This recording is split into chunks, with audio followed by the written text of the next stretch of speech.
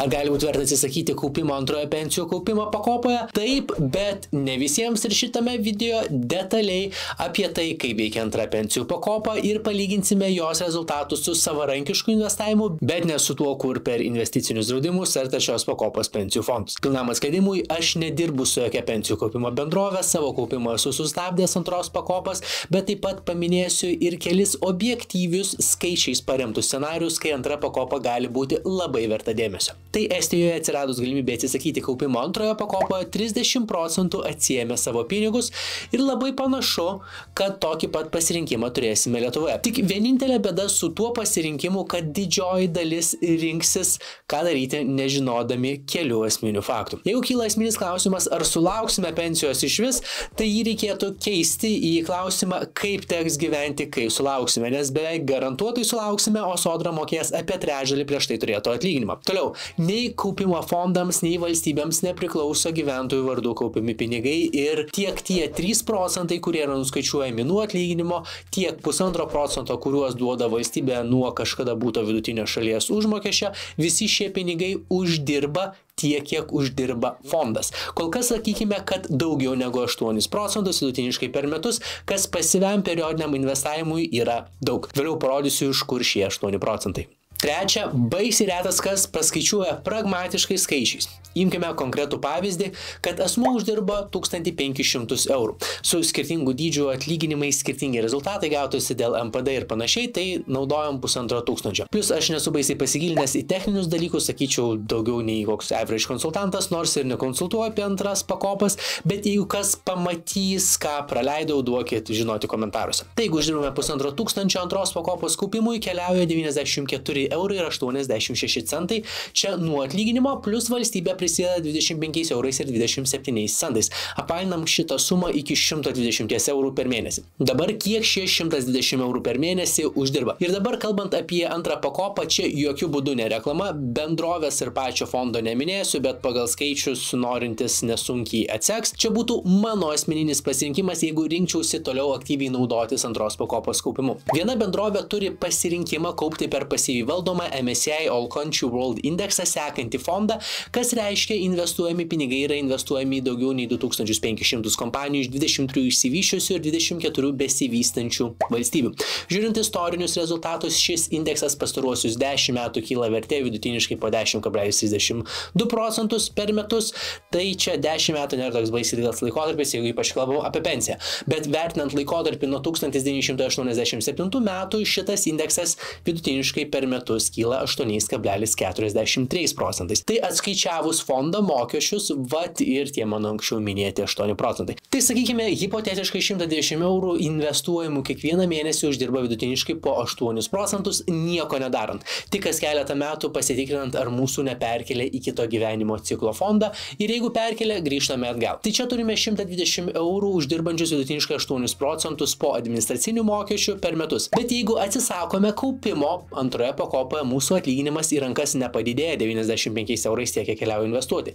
Nes jeigu mes šituos pinigus kaupiame savo ateičiai, jie yra neapmokestinami, o jeigu norime juos gauti į rankas, tuomet nuo jų atskaičiuos mokesčius kaip ir nuo atlyginimo ir liksime su 57 eurais daugiau kišenė atsisakę kaupti antroje pakopoje.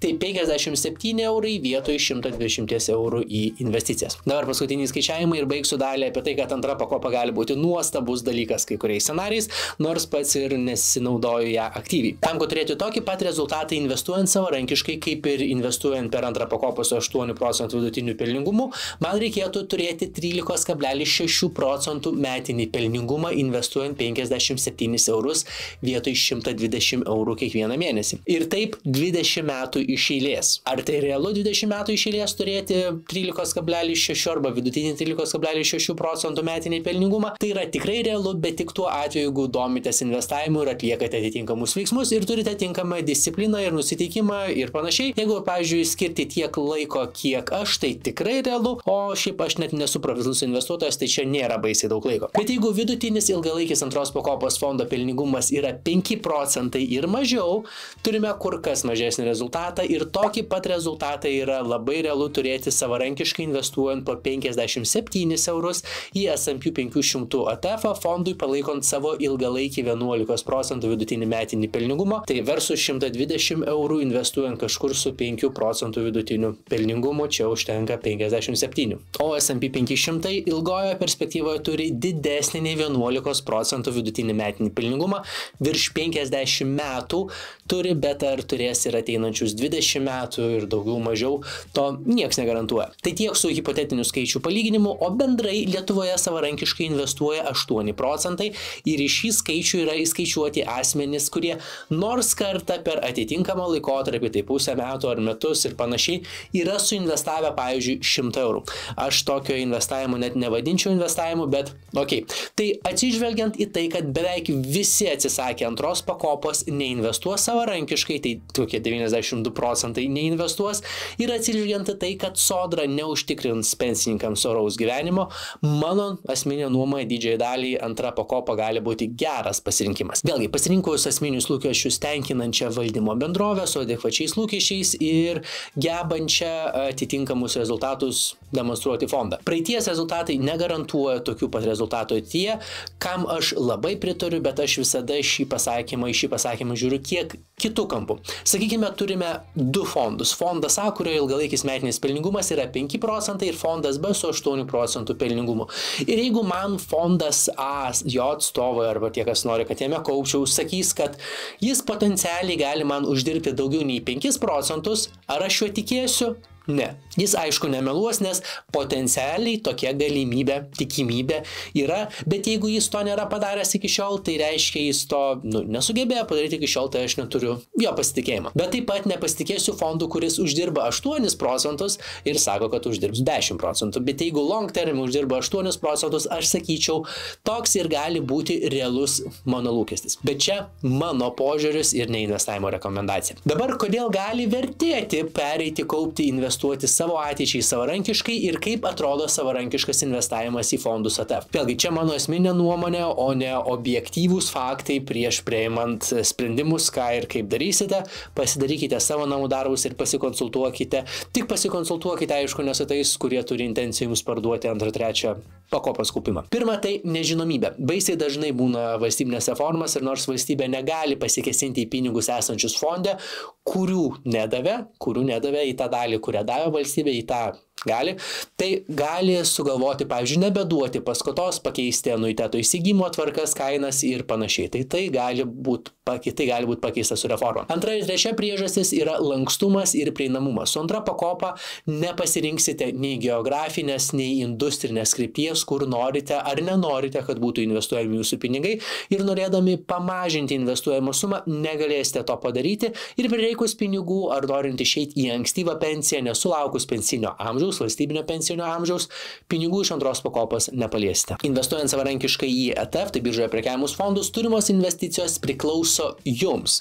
Valstybė į jas net norėdama nelabai galėtų pasikesinti, nes jeigu, pavyzdžiui, naudojamės užsienio brokerio, jūsų investicijos, mano investicijos, kas yra vertybiniai popieriai, yra laikomi užsienyje. Pasirinkimas, kur galima investuoti, yra be galo didelis, galima rinkti žemyną, valstybę ir industriją, kur norime investuoti, pavyzdžiui, tą patį pasaulio akcijų indekso fondą, išskirtinai geriausias JAV kompanijas, ar išskirtinai į technologijų sektorių, ar dirbtinio intelekto ir ar robotikos pramonę. Esant poreikiui gauti pinigų, bet kada galima parduoti dalį arba visas savo investicijas ir naudoti savo pinigais. Ir dabar, kaip atrodo pats investavimo procesas, tai demonstruoju. Prisijungus prie savo online vertybinių popierio brokerio paskyros, kurią galima susikurti per 10 minučių, paieškoje suvedu norimą pirkti fondo pavadinimą arba trumpinį, pavyzdžiui, SPIL, tai pirmojo istorijoje JAF S&P 500 indekso kūrėjai ir valdytojai, kurie šią fondą paleido viešai 1992-3 metais, ir čia yra iki šiol jų veikiantis fondas, čia tik europinė jo variacija, amerikietiška variacija veikia nuo 1992-3 metų, taip pasirenku jį, nurodau, kiek fondo vienetų noriu pirkti, pateikiu pirkimo užsakymą ir patvirtinu užsakymą. Ta patį galima daryti ir per mobiliąją programėlę, ir investicijų pardavimas atrodo identiškai, taip pat kaip ir pirkimas, tik pasirenkam, ką norime parduoti, patvirtinam ir nurodom, į kurią banko sąskaitą norime persivesti pinigus. Tai ką tik matėte, kaip atrodo savarankiškas investavimas perkant biržoje prekiavimus fondo vienetus, ETF-us, naudojant Freedom23 online brokerį. Brokeris yra licencijuotas ir taiko vienus mažiausių investavimo mokesčių Europoje. ETF vienetų įsigijimas kainuos 2 eurų, 2 eurų mokestį plus 2 centus už kiekvieną perkamą fondo vienetą ar akciją ir investuotojų pinigai brokerio platformoje yra drausti investuotojų kompensavimo fondui iki $200,000, holdingo, kuriam priklauso Freedom24 akcijas, galima taipogi įsigyti antroje didžiausių pasaulyje JAV Nasdaq vertybinių popierių biržą ir visi, kas atsidarys paskyras ir pradės investuoti nuo 24 metų spalio iki 25 metų vasario pabaigos, gausi iki 10 atsitiktinių akcijų dovanų, kad investavimo pradžia būtų įsimintinesnė, kiekvienos akcijos vertė gali siekti $800. Jeigu dar neturite Freedom24 paskyros, video aprašyme rasite varinę registracijos nuorodą ir čia instrukcija, su kuria užsiregistruosite per 5 minutės. Taip paprastai ir greitai atrodo pats investavimo procesas ir savarankiškas periodinis investavimas tikrai nėra sudėtingas. Tik su antra pakopa pinigai juda automatiškai ir investicijos įsigijimas automatiškai. Investuojant savarankiškai, pavyzdžiui, perkant biržoje prekiavimų fondo vienetus, reikia A. Pasirinkti kokio ar kokių fondo vienetus pirksime, B. Savarankiškai kartą per mėnesį persivesti norimą pinigų sumą į investavimo brokerio paskyrą ir C. Kartą per mėnesį įsijungti programėlę ir prisijungti per kompiuterį ir pakartoti investicijų įsigijimą. Tai 5 minučių procesas per mėnesį. Jeigu galvojate pradėti investuoti savarankiškai į fondus, esu daręs video apie 3 populiariausius pasyviai valdomus fondus, kurių istoriniai ilgalaikiai rezultatai yra 10, 11 ir 16% vidutiniškai per metus. Video nuoroda bus čia kortelėje. Jeigu dar nesate pasiruošę pradėti investuoti, bet norite, kad jūsų pinigai jau uždirbinėtų pinigus, šitame video galite susipažinti, kaip veikia OTC apsikeitimo sandorių sąskaitos ir fiksuotų palūkanų ilgalaikiai planai.